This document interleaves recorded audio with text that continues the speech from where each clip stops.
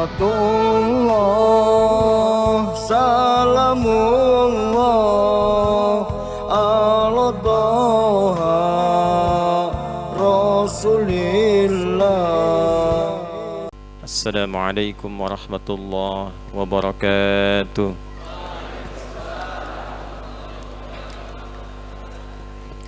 Alhamdulillahilladzi jama'al mahabbata fi qulubil mu'minin liyazdadu imanan ma'a imanihim fa asbahna bi ni'matihi ikhwana. Wassalatu wassalamu ala rasulillahi sayyidina Muhammadin alladzi ursila rahmatan lil alamin fanastahdi bisunnatihi syarifati fa asbahna biha lil muttaqina imama. فصلي وسلم وبارك على هذا النبي الكريم الرسول الأمين نبينا محمد وعلى آله وصحبه وذرياته وأمته إلى يوم الدين.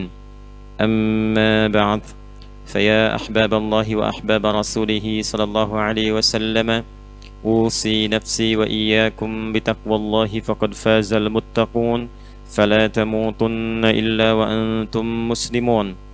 فقال تعالى: يا أيها الذين آمنوا اتقوا الله حق تقاته ولا تموتن إلا وأنتم مسلمون.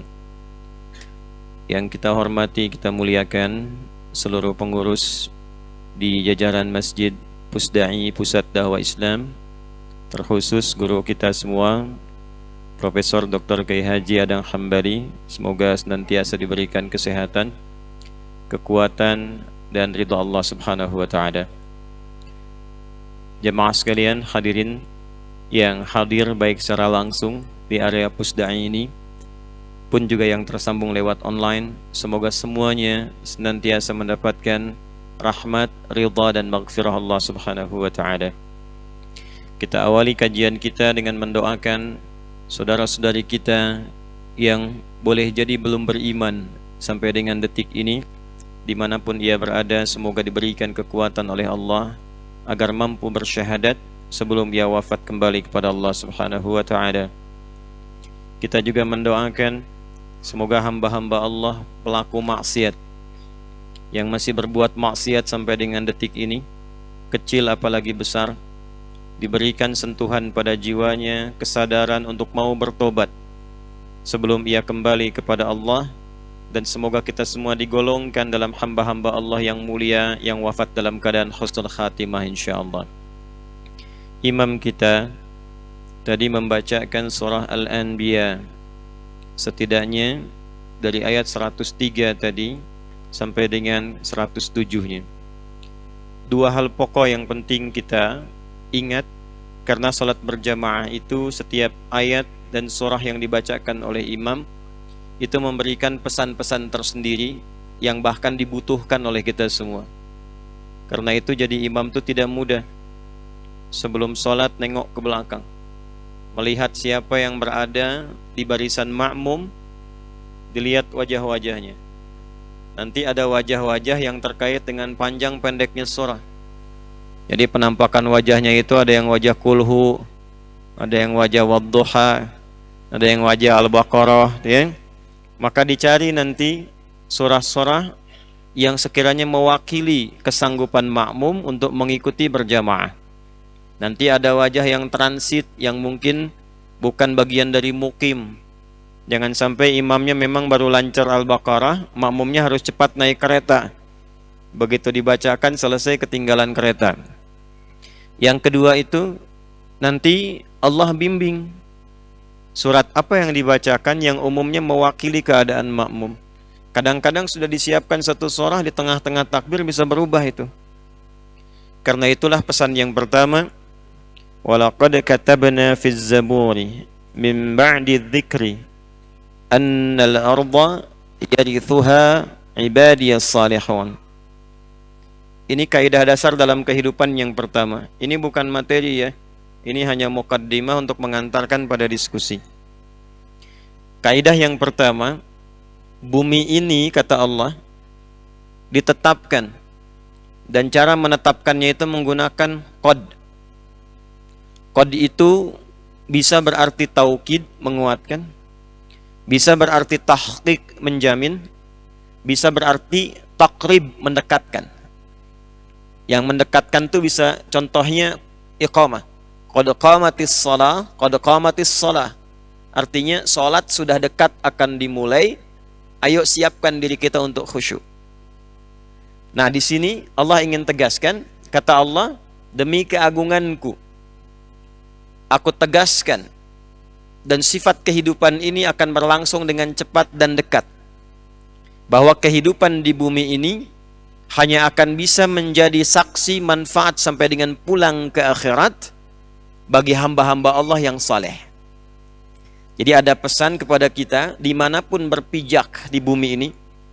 Anda yang belajar di kampus, Anda yang bekerja, Anda yang masih di jalan, sepanjang berkehidupan di bumi di tempat yang dipijak, maka banyaklah berbuat amal saleh.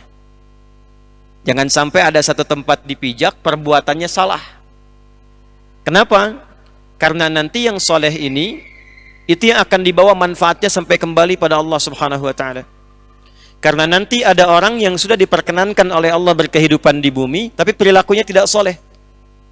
Sama padanan maknanya dengan Quran surah 35 Fatir ayat 32. Ada orang yang mendapat kesempatan dari Allah untuk menghafal Quran, tapi sayang hafalannya digunakan pada hal-hal yang tidak bahkan diperkenankan oleh Allah. Thumma awrathnal kitaba alladhina istafayna min ibadina. Ada hamba-hamba Allah yang diperkenankan untuk bisa dekat dengan Al-Quran. Maksudnya ada yang senang baca, senang mengkaji, senang menghafal. Cuma sayang nanti wa minhum zalimun li nafsi. Ada orang yang diberikan kesempatan bisa menghafal Quran tapi zalim. Ayatnya digunakan bukan pada tempatnya. Dia hafal ayat, tapi ayat itu dia potong untuk memenuhi keinginan dunianya. Dia gunakan ayat untuk mencari kepentingan dunia, itu zalim. Zalim itu menempatkan sesuatu bukan pada tempatnya, itu zalim. Zulmun. Tahu gayung? Halo, tahu gayung? Tahu. Gelas, tahu gelas? Ay, pami bade ngaleut ngangge gayung ngatanepi gelas. Lah, ya itu bahasa Rusia pojokan tuh ya. Kalau mau minum pakai gayung atau gelas? Gelas. Kalau mandi pakai gayung atau gelas? Gayung. Ada orang yang minumnya pakai gayung, mandinya pakai gelas. Nah, itu menempatkan sesuatu bukan pada tempatnya. Orangnya disebut zalim, perbuatannya zulmun. Dia hafal qul huwallahu ahad, tapi dia mengatakan semua agama sama, menuju pada Tuhan yang sama, cuma caranya beda-beda. Itu zalim namanya. Jelas? Baik. Ada orang diberi kesempatan untuk hidup di bumi. Kehidupan di bumi ini sejatinya mengumpulkan bekal untuk pulang. Karena di sini nggak ada yang abadi. Sementara. Innaka mayyitun wa innahum mayyitun. Semua yang hidup di bumi termasuk engkau ya Muhammad sallallahu alaihi wasallam mayyit, akan wafat. Tuh, CM, calon meninggal. Saya, kita. Jadi meninggal itu bab yang mengantarkan pada kehidupan baru di akhirat. Itu yang sejati, yang abadi. Mau ke surga? Mau ke surga? Surga itu di dunia atau di akhirat? Nah, gerbang menuju surga itu meninggalkan dunia dulu. Makanya ketika meninggal dunia, itu perpindahan ke alam berikutnya, akhirat. Di akhirat itulah ada surga. Orang yang ingin ke surga artinya orang yang sudah siap menjalani kematian untuk meninggal dunia. Nah, ke surga itu kan butuh bekal. Anda ke pusdai saja butuh bekal, apalagi pengen ke surga. Allah sudah siapkan di bumi ini, di dunia ini, berbagai macam aktivitas yang hasilnya untuk mendapatkan bekal ke surga itu. Jadi cari dengan semua kegiatan di bumi yang terbentang ini, berbagai kegiatan yang punya nilai, yang nilainya itu jadi bekal kita untuk pulang menghadap Allah dan berpotensi memasukkan ke surga. Itu yang sering kita sebut dengan pahala. Bahasa Qurannya hasanah. Apa namanya? Nah, karena itu kita sering bermohon pada Allah semoga semua kegiatan dunia kita menjadi hasanah, di akhirat hasanahnya dibawa, ditampakkan lagi. Itu yang disebut di Quran surah kedua ayat 201. Wa minhum may yaqulu rabbana atina fid dunya hasanah wa fil akhirati hasanah. Nah, jadi dunianya hasanah, di akhiratnya ditampakkan hasanahnya. Nanti setiap kegiatan kalau jadi hasanah dituliskan pahalanya. 10 kebaikan, 700 kebaikan. Itu yang dimaksud Quran surah ke-6 ayat 160. Man jaa bil hasanati falahu asyru amthaliha. Siapa yang mengerjakan perbuatan punya nilai hasanah, makannya bernilai hasanah, belajarnya bernilai hasanah, kerjanya bernilai hasanah, istrinya namanya hasanah. Semua hasanah. Maka setiap dikerjakan punya nilai. Mau berpakaian bismillahirrahmanirrahim, pakaiannya menutup aurat, kalimat bismillahirrahmanirrahimnya menjadikan perbuatan menggunakan pakaian itu berubah menjadi hasanah. Nah nanti, ya sebentar, dipanggil tuh. Nanti kalimat hasanah itu yang melahirkan pahala, itu yang dituliskan di kitab. Itu yang dimaksud di Quran surah Al-Isra, Iqra kitabak, kafa bi nafsika al-yawma 'alaika hasiba. Ini kitabmu baca. Nah, yang di kitab itu hasanahnya. Hasanahnya, apakah kebaikannya ada atau keburukannya pernah dikerjakan? Itu yang ikut pulang. Semua kegiatan yang bernilai hasanah itu disebut amalnya dengan amal sholih. Pelakunya disebut dengan sholih, jamaknya disebut dengan sholihun. Jelas? Nah, ini yang kembali ke Al-Anbiya ayat 105 tadi. Walaqad katabna fiz zaburi min ba'di dzikri annal arda yarithuha ibadiyas salihun. Orang-orang yang mampu mengambil peluang, mendapat warisan, kesempatan dari Allah beraktivitas di bumi, orang-orang yang beraktivitasnya benar, itulah yang akan mendapatkan warisan kebaikan sampai dia pulang ke akhirat nanti. Jadi pesan pertama, jangan sampai sepulang dari sini atau bahkan di sini ada kegiatannya yang tidak punya nilai amal soleh. Itu rugi. Karena hanya akan mengendap menjadi dunia saja. Dan apa bedanya dengan yang belum beriman? Anda makan, yang belum beriman juga makan.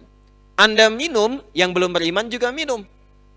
Maka perbedaan iman kita mengantarkan semua perbuatan menjadi amal soleh. Itu satu. Jelas?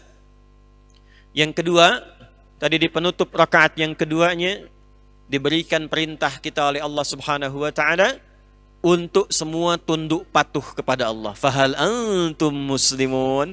Apakah kalau sudah jelas keterangannya, jelas pemahamannya, paham apa yang dijelaskan kata Allah, sudahkah tiba waktunya bagi Anda semua untuk patuh kepada Allah Subhanahu wa ta'ala? Muslimun jamak dari kata muslim. Akarnya dari kata aslama yuslimu. Aslama itu tunduk patuh. Diperintahkan sholat, patuh. Diperintahkan baca Quran, patuh. Diminta untuk jujur, patuh. Jangan terpecah belah. Wa'tasimu bihablillahi jami'an wa la tafarraqu. Patuh. Jangan saling mencela, patuh. Jadi semua aktivitas dalam Islam, agamanya disebut apa? Islam. Dinnya itu Islam. Kenapa disebut Islam? Memberikan kesan kepada kita, kalau sudah masuk Islam mesti patuh pada ketentuannya. Orangnya Muslim, orang yang patuh, tunduk. Ketentuannya disebut dengan silmi. Jadi agamanya, dinnya Islam, pedomannya disebut dengan apa? Silmi. Quran surah kedua ayat 208. Ya ayyuhalladzina amanu dukhulu fis silmi kafah. Hai semua orang yang beriman yang sudah masuk Islam.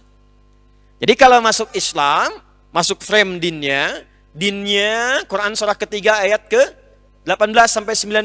Di ayat 19-nya innad dina indallahil Islam. Itu Islamnya. Pokok ajarannya, ya ayyuhalladzina amanu, hai semua yang sudah masuk Islam dan beriman, udkhulu fis-silmi kaf, secara total. Jadi di Islam itu petunjuknya bukan cuma saat sholat, bukan. Dari takbir sampai tahiyat. Bangun tidur, ada petunjuknya. Nah itulah kafah namanya. Berpakaian, ada petunjuknya? Ada. Makan, ada doanya? Masuk masjid ada aturannya? Ada. Kaki yang mana yang dilangkahkan? Kanan. Keluar kaki yang mana? Kalau ke toilet kaki yang mana? Ada doanya enggak? Nah, saat baca doa itu, berubahlah aktivitas itu menjadi amal soleh. Orangnya disebut soleh. Jamaknya solihun. Jadi kita itu diminta patuh, jangan cuma berislam dalam ibadah ritual. Betul sholatnya Islam, tapi lisannya tidak muslim. Makanya kata Allah, kalau sudah Islam, lisannya berkata yang baik. Jangan saling mencela, jangan saling menipu, jangan bikin hoax. Katakan yang baik-baik kalau tak mampu diam, kata Nabi. Sampai ke ujung kaki. Nah, kemudian diminta kita kalau bisa melakukan itu, fahal antum muslimun, kalau sudah jelas, sudah paham, pertahankan itu sampai wafat. Apakah kamu siap untuk tunduk patuh kepada Allah? Itu pertanyaan di rakaat kedua di penutupnya tadi. Siap insya Allah? Halo, siap? Nanti kalau itu bisa dilakukan, maka kita akan memperoleh balasan dari Allah, apresiasi namanya salam. Agamanya namanya apa tadi agamanya? Islam. Pedomannya apa? Silvi. Orangnya apa? Muslim. Hadiahnya apa? Salam. Salamnya ada di Quran surah ke-19 ayat 15. Wassalamun alaihi yauma wulida wa yauma yamutu wa yauma yub'atsu hayya.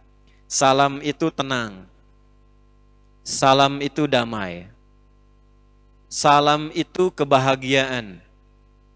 Salam itu puncak kesuksesan. Saya mau tanya begini. Sahabat-sahabat Nabi sebelum masuk Islam sifatnya apa? Jahiliyah kan? Coba setelah masuk Islam, berubah menjadi baik atau tidak? Kehidupannya makin tenang tidak? Makin sukses tidak? Perhatikan, tidak ada satupun sahabat yang masuk Islam kecuali semua sukses di bidangnya. Dan mereka semua bahagia. Coba lihat Abdurrahman bin Auf radhiyallahu taala anhu, Utsman bin Affan radhiyallahu taala anhu. Sukses jadi pengusaha. Hartanya banyak. Saya terakhir umrah itu sudah tegak wakaf hotelnya Utsman bin Affan radhiyallahu taala anhu. Beliau kan dulu mewakafkan sumur dengan kebun, dikonversi sekarang salah satunya menjadi hotel.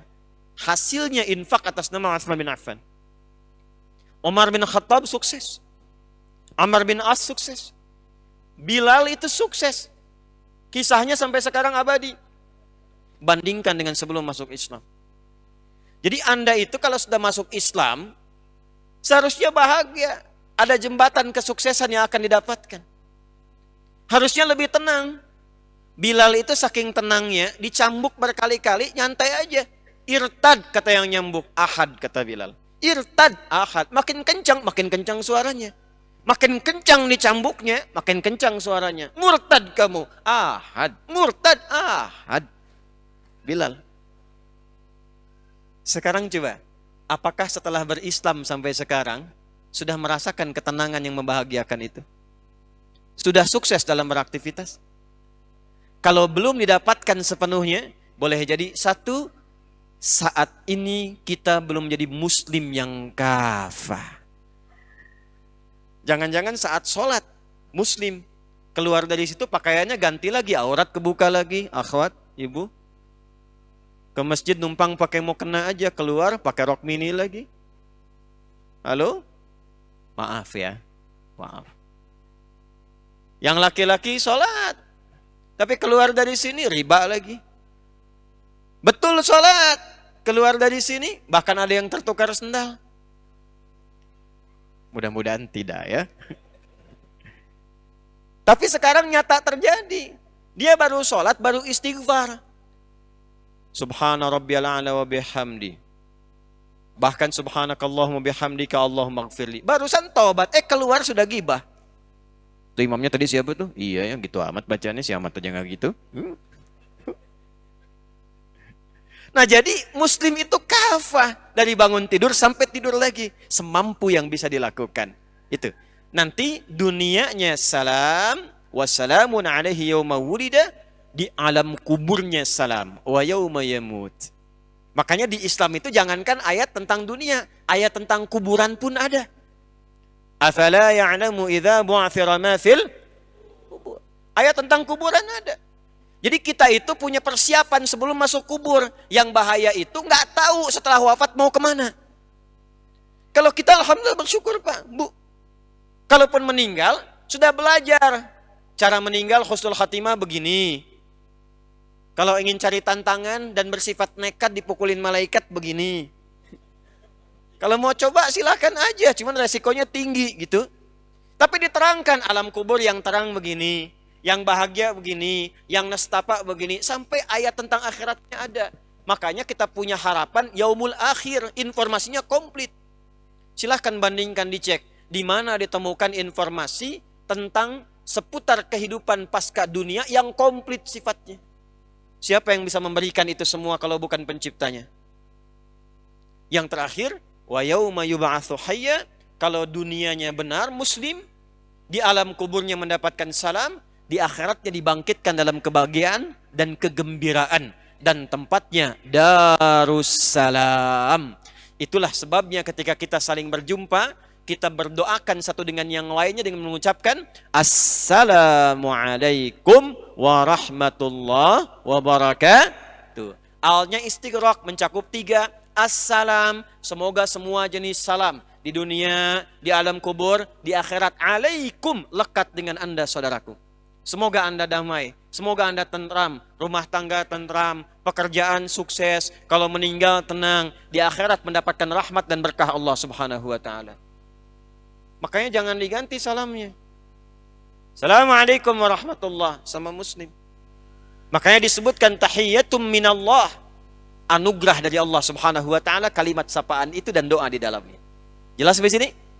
Fahal antum muslimun? Maka saya tutup pertanyaannya dengan kalimat imam tadi, membacakan surah yang tadi disampaikan. Apakah sudah siap sekarang menjadi seorang muslim yang utuh? Siap? Takbir. Itu ayat yang dibaca dalam sholat maghrib tadi, ya.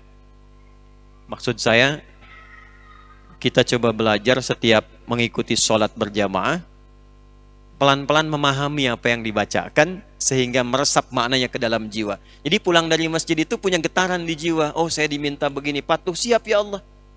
Jangan ketemu pimpinan, kerjakan, siap, kerjakan, siap. Tapi ketemu yang menciptakan pimpinan, ditanya, sudah siap? Gak tahu.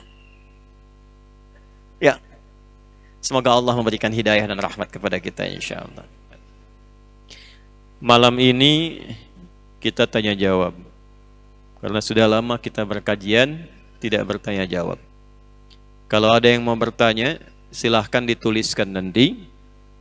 Ini dari pagi saya kajian dengan para ibu. Pertanyaan juga dititipkan untuk dibaca dan dijawab malam hari ini. Kalau ada yang ingin dikonsultasikan, boleh dituliskan, nanti dikumpulkan di panitia. Kita diskusikan malam hari ini insya Allah. Siap ya? Formatnya ada 2. Anda bertanya, saya menjawab, atau saya bertanya, Anda menjawab. 1 atau 2? 1. Oke. Atau kita robah formatnya. Saya bertanya, Anda menjawab, atau Anda menjawab, saya bertanya. Baik, bismillah. Kita bacakan dulu ya. Ini maksudnya supaya menghemat waktu. Kalau nanti mic ditukar dan macam-macam, terlalu banyak waktunya terbuang. Bismillahirrahmanirrahim. Assalamualaikum warahmatullahi Pak Ustadz. Waalaikumsalam warahmatullahi wabarakatuh. Nih, saya tuh senang begini setiap ada kata. Jadi saya tuh dari kecil cinta Quran. Jadi nggak ada kegiatan yang ditemukan, dijalani, apalagi ditanyakan, kecuali otomatis ayatnya langsung tek-tek gitu. Itu kebiasaan saja. Assalamualaikum warahmatullahi wabarakatuh. Quran surah 4 ayat 86. Wa idza hayyitum bi tahiyyatin fahayyu bi ahsana minha aw rudduha. Kalau diberikan penghormatan, kalian diberikan penghormatan. Penghormatan tertinggi itu dalam Islam kalimat Assalamualaikum warahmatullahi wabarakatuh. Itu tertinggi. Tadi dalilnya sudah saya sampaikan dan maknanya sudah saya kupas. Di situ bukan cuma sapaan. Ada doa, ada harapan, ada perhatian, ada ketulusan. Makanya kalau mengucapkan Assalamualaikum, jangan asal lewat. Imam juga kalau Assalamualaikum di akhir, jangan cuma mengucapkan. Rasakan itu untuk dirinya, untuk makmumnya, untuk semua. Ya Allah, berikan salam untuk semua jamaah, semua orang-orang beriman, rahmatmu, keberkahan darimu. Karena itu adabnya kalau diberikan perhatian, balas dengan yang lebih baik. Itu dalam Islam. Diberi makanan, balas dengan makanan yang lebih baik lagi. Pernah diberikan hadiah, kalau mampu balas dengan yang lebih baik. Setidaknya kalaupun diberikan salam, jawab dengan yang lebih lengkap. Assalamualaikum warahmatullahi wabarakatuh. Jawab waalaikumsalam warahmatullahi wabarakatuh. Fahayyu bi ahsana minha aw rudduha. Pak Ustadz, semoga Allah merahmati dan meridai. Semoga Allah berikan lebih baik kepada Anda atas apa yang Anda doakan kepada kami setiap harinya. Pak Ustadz, doakan saya agar bisa terbebas dari hutang riba. Saya zalim kepada orang tua dan saya ingin istiqomah dalam berhijrah ini, serta saya ingin menjadi salah satu murid Pak Ustadz. Kita doakan sama-sama semoga Allah Subhanahu wa taala membebaskan kita semua, baik yang bertanya, meminta ataupun kita, dari segala yang Allah larang. Semoga kita dijauhkan dari segala hal yang buruk dalam pergaulan materi, semoga dibebaskan dari tipu menipu, sogok menyogok, semoga dijauhkan dari korupsi, dan semoga dibebaskan dari perbuatan riba. Riba itu rumusnya begini: wa ahallallahu al-bai'a wa harrama riba. Ya. Allah menghalalkan jual beli dan mengharamkan riba. Dan janji Allah, kalau riba ditinggalkan, itu aktivitas niaganya oleh Allah akan diganti dengan yang lebih berkah dan sifatnya lebih menguntungkan dunia akhirat. Jadi meninggalkan riba itu bukan rugi, tapi untung. Itu dulu yang dipahamkan dalam benak kita. Meninggalkan riba itu bukan rugi, tapi untung. Ya. Yamhaqullahu riba wa yurbis sadaqat. Sebaliknya, orang yang terjebak dalam riba seakan-akan mendapatkan yang banyak. Padahal nanti kata Allah akan tersiksa dengan ribanya. Bukan cuma di cicilannya, pikirannya, dan yang terkumpul yang terasa banyak itu nggak ada keberkahannya. Gini. Kalau harta kurang berkah atau tidak berkah, kalau masuk ke perut jadi makanan, nanti itu akan menghambat pusat-pusat kebaikan. Misal, azan terdengar di telinga kan? Allahu Akbar, terdengar tuh. Tapi kalau ada hal yang haram masuk, entah itu dari pencurian, korupsi, sogok menyogok atau riba, masuk ke dalam mulut, diolah, nanti akan menutup bagian fungsi pendengaran kebaikannya. Dia dengar, tapi nggak bisa merespon. Itu yang dimaksud di Quran surah 6 ayat 25, wa fi adhanihim waqra, di telinganya ada sumbatan. Jadi kalau Anda mendengar adzan tapi tidak peduli, padahal Anda mengatakan beriman, coba dicek, baru berbuat maksiat apa sampai telinganya tertutup mendengar kebaikan.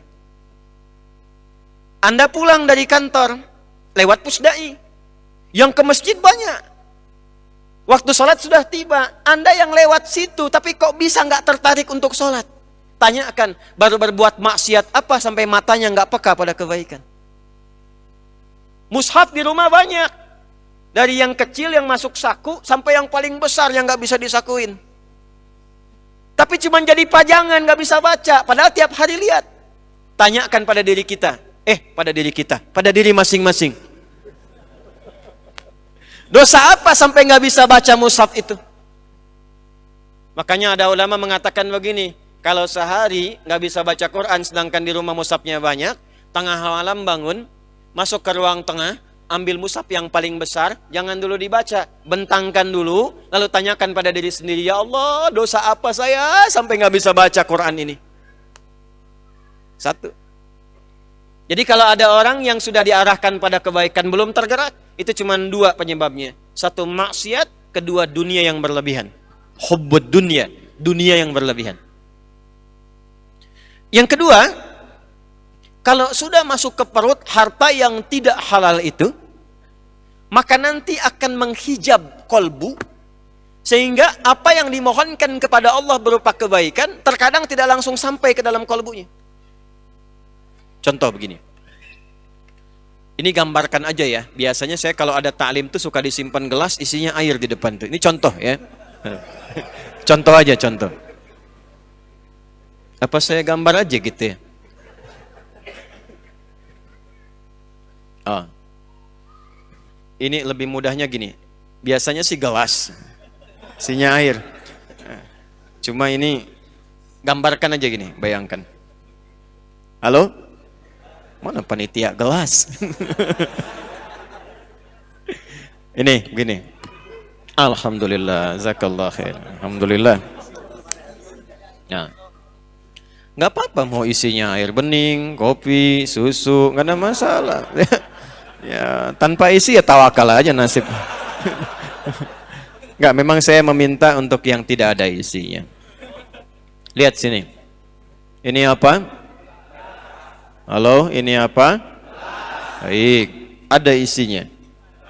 Tuh, tidak ada isinya ya. Diam, iya, diam. Lihat dulu. Kalau tidak ada isi, artinya mudah untuk diisi. Minta kopi, isi kopi. Airnya mana? Diairin. Minta susu, kasih susu. Minta air putih, kasih. Air bening, kasih. Apapun yang diminta masuk karena kosong. Spidol masuk. Apapun masuk. Tapi kalau begini, nih, tutup nih. Minta kopi, masuk gak? Tidak, karena tertutup. Semakin keras penutupnya, ini kertas nih. Tapi kalau ditutup misalnya, pakai benda yang lebih keras. Ini kalau kita masukkan air, jadi lebih halus, terbuka ada lubangnya, masuk airnya. Masih tipis sekatnya. Tapi kalau sekat penutupnya keras, dimasukkan apapun susah. Nah, sifat doa itu, kalau dimintakan, itu sifat dasarnya dikabulkan. Dalilnya Al-Baqarah ayat 186. Wa idza sa'alaka 'ibadi 'anni fa inni qarib ujibu da'watad da'i idza da'an. Dalil yang lain, wa qala rabbukum ud'uni astajib lakum. Jadi doa itu kalau diminta, sifatnya diminta itu pasti dikabul. Kalau dimintakan pasti dikabulkan. Baik itu seketika saat diminta, kalau memang yang diminta itu kebutuhan kita, maslahatnya dunia akhirat. Atau ditunda sampai kita memang sanggup menjalani apa yang diminta itu. Antum punya anak 5 tahun, minta diberikan motor, dikasih nggak? Tapi antum punya kemampuan, hartanya ada, cuman kan anaknya belum siap. Saat dia siap, baru diberikan. Maka Anda katakan, nanti nak ya, nih uangnya sudah ada. Simpan dulu, begitu kamu sanggup, bisa, baru papa belikan. Sekarang motor-motoran aja dulu. Kadang kan ngambek dulu kan? Nggak mau papa, nggak mau, pengen motor beneran gitu kan? Pengen yang kayak si fulan, Saya nggak sebut nama supaya tidak endorse. Ya? Maka diberikanlah motor-motoran mereknya si fulan. Awalnya nggak nyaman, tapi menikmati. Tapi terkadang nggak sadar setelah 17 tahun, bapaknya berikan motor, ternyata itu permintaan dia waktu 5 tahun lalu. Saat usianya 5 tahun. Tapi dia nggak sadar bahwa itu permintaan dia yang dulu. Kadang-kadang doa itu begitu. Anda minta sekarang, tapi Allah lihat Anda belum siap. Ya Allah, anugerahkan aku motor, ya Allah, aku sudah berusaha. Sepeda dulu aja. Kalau nanti kamu dikasih motor, kamu riya. Muncul sifat riya yang belum dilatih itu. Keliling-keliling komplek, akhi ayo ke masjid. Padahal cuma mau tunjukkan saya punya motor baru. Nggak kerasa. Ketika sudah siap, baru diberikan. Ada yang ketiga, Allah mengganti apa yang diinginkan dengan memberi apa yang dibutuhkan. Anda punya anak sakit, bawa ke dokter. Kata dokter, ini kalau makan buah nggak boleh makan apel. Yang bagus jeruk. Pulang dari rumah sakit, anak Anda minta, lihat tukang buah, mama mau apel, mama mau apel. Ini aja nak, jeruk. Nggak mau apel, nggak mau apel. Ini aja deh, jeruk rasa apel. Kasih. Diberikan yang lebih baik, yang sesuai dengan kebutuhan. Doa pengen ke ITB, lulusnya ujian di Unpad. Doa pengen ke Unpad, lulus ujiannya misalnya di UI. Doa pengen ke UI, lulusnya di IAIN. Bisa terjadi. Kita tidak tahu apa yang terjadi di masa depan. Saya dulu pengen satu kampus yang A karena saya pernah ikut daurah di dalamnya sebelum lulus di pesantren. Pengennya ke Madinah, lulusnya ke Libya. Tapi ternyata di Libya itu mazhabnya mazhab Imam Malik, imam pertama, imam Darul Hijrah yang memang berlaku di Madinah. Setelah itu jalan ke Mesir, mazhabnya Syafi'i. Belajar tafsir dari Syekh Muhammad Sayyid Tantawi. Dari situ berangkat kemudian ke Mekah. Tugas haji, tenaga musiman. Mampir ke Ummul Qura, belajar. Mampir ke Madinah, dapat Hambali. Pulang lagi ketemu yang Asia Selatan. Pakistan, India, Bangladesh, IPB. India, Pakistan, Bangladesh. Ya. Cina, mazhabnya Hanafi. Jadi kita harap-harap ke satu tempat, kata Allah jangan dulu ke sini, lewat sini dulu. Karena engkau pulang akan menghadapi masyarakat yang bukan bermazhab 1-2. Mungkin di tempat A mazhabnya Hambali. Kunutnya tidak pakai kecuali nazilah. Tempat B Syafi'i, kunutnya keras, jahar. Tempat C Hanafi nggak pakai kunut. Kamu akan pulang yang semuanya ada. Yang kunut ada. Yang tidak kunut ada. Yang nggak subuhan pun ada. Harus lengkap. Kadang-kadang pengennya A, Allah berikan B. Mengganti apa yang diinginkan dengan apa yang kita butuhkan. Tapi ada orang yang dikasih, nggak masuk, bukan nggak dikabulkan. Jadi Allah sudah kabulkan kasih, tapi mental. Kenapa? Karena cawan hatinya tertutup begini. Ini yang dimaksud hadis Nabi.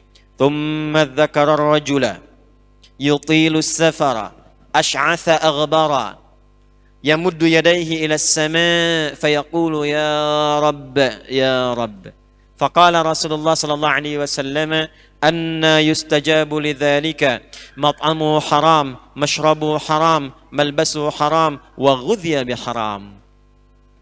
Ada seorang menempuh perjalanan panjang, safar. Orang yang safar doanya mustajab. Orang yang safar doanya apa? Tapi syaratnya safar untuk kebaikan. Lebih bagus lagi untuk ibadah. Umrah. Bu. Ya. Saya di Sumatera, Bu, yo. Ini ya. Ibu kalau mau umrah, jangan banyak bikin status, banyak berdoa. Antum yang ikhwan juga sama. Sedang menunggu keberangkatan. Mohon doa dari semua ya. Aminkan.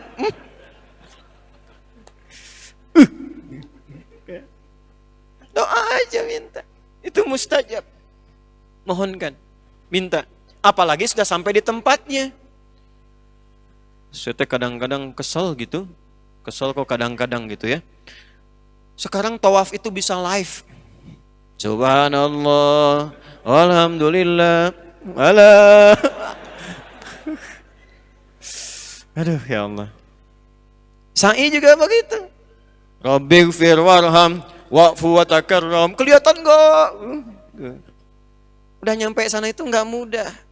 Orang nabung-nabung jual ini itu, pengen berangkat haji, ya Allah, nyampainya haji Singapura, sampai ke Singapura balik lagi. Ada yang sudah sampai Jeddah, ternyata visanya nggak bisa digunakan, balik lagi. Anda udah nyampe ke sana, mustajab. Kedua, ini adabnya angkat tangan. Angkat tangan tuh macam-macam. Yang standar tuh begini, standar. Pak, sebentar Pak, sini Pak. Ya, bukan Bapak. Nih Pak, bismillah. Izin Pak, ini mic-nya, tolong dipegangin. Nah, Pak ya. Baik.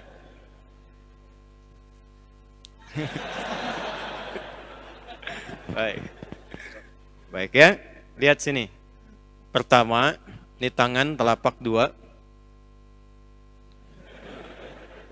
Simpan yang standar. Nah. Depan dada begini. Ini ya. Ini yang pertama. Ini standar. Kalau saya biasanya begini. Ini tidak harus. Tapi untuk memudahkan semua nyaman. Ini kanan kiri kan ada garis tuh.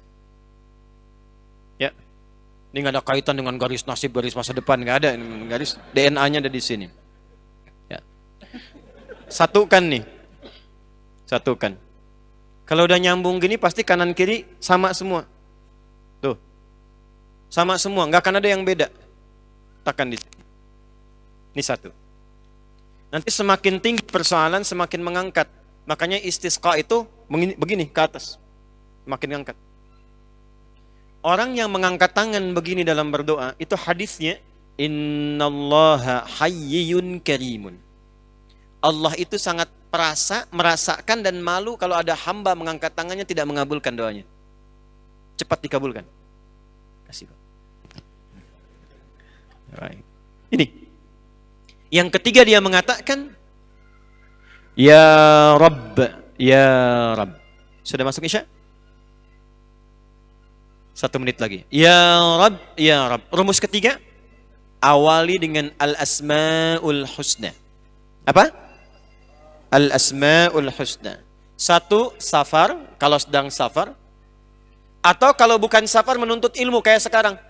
Mungkin cuma 5 langkah. Cuma 10 meter dari Pusdai. Tapi 10 meter ini berharga. Mungkin apa yang Anda mohonkan selama ini terkabul di jarak itu. Dalilnya sahih di Ibnu Majah. Dari Abu Darda radhiyallahu ta'ala anhu, man salaka tariqan yaltamisu fihi ilma sahalallahu lahu tariqan ilal jannah wa innal malaikata la tadau ajnihataha ridhan li talibil ilmi. Setiap ada yang berangkat, malaikat itu meridai dan mengaminkan doanya. Dia menempuh tiga-tiganya orang ini. Di jalan, mengangkat tangan dan memulai dengan asmaul husna. Tapi komen dari Nabi, kalau sudah Nabi komen, like, share and subscribe.